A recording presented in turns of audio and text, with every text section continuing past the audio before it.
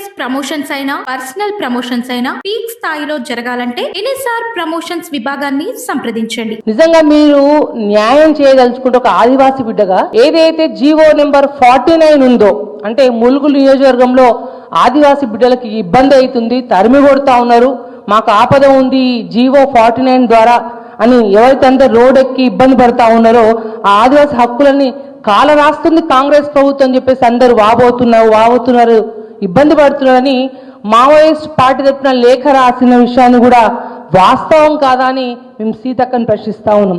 నిజంగా మీరు నిజంగా ఒక ఆదివాసీ బిడ్డ అయితే మీరు అధికారంలో ఉన్నది ప్రభుత్వం మీదే, మీరు క్యాబినెట్లో ఉన్నారు, నిజంగా మీరు ఆదివాసీ బిడ్డకు న్యాయం చేయగలిగేదైతే జీవో 49 ఎందుకు రద్దు చేయట్లేదో మీరు ఆదివాసీ బిడ్డలందరికీ కూడా మీరు సమాధానం చెప్పాలని చెప్పేసి మేము ప్రశ్నిస్తా ఉన్నాం. అంతేకాదు, మీరు ముందు గమనించాలి, ఇందిరమ్మ ఇళ్ల విషయంలో ఒక వాట్సాప్లో చిన్న మెసేజ్, ఒక కాంగ్రెస్ కార్యకర్త నాకు ఇందిరమ్మ ఇల్లు రావట్లేదు అని వారు వాపోతే కాంగ్రెస్ నాయకులు అక్కడ ఉన్న పోలీసుల యొక్క ఒత్తిడి మేరకు, వాళ్ళ ఇబ్బంది మేరకు ఆత్మహత్య చేసుకునే విషయం మీ దృష్టికి రాలేదా? మీ కళ్ళు మూసుకుపోయినాయని చెప్పేసి మేము ప్రశ్నిస్తా ఉన్నాం.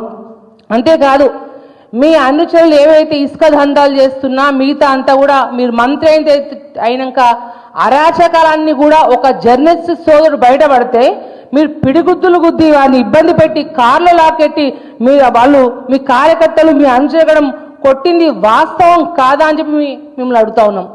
మీరు మాటికి ఆదివాసి బిడ్డ అని చెప్పుకుంటూ ఆదివాసి కార్డు వాడుకుంటూ మా బీఆర్ఎస్ ప్రెసిడెంట్ కేటీఆర్ గారిని మీరు ఇష్టానుసారంగా మీరు మాట్లాడుతా అంటే బీఆర్ఎస్ పార్టీ కార్యకర్తలు, బీఆర్ఎస్ పార్టీ ఊరుకోదని చెప్పేసి ప్రత్యేకంగా మీకు తెలియపరుస్తా ఉన్నాం.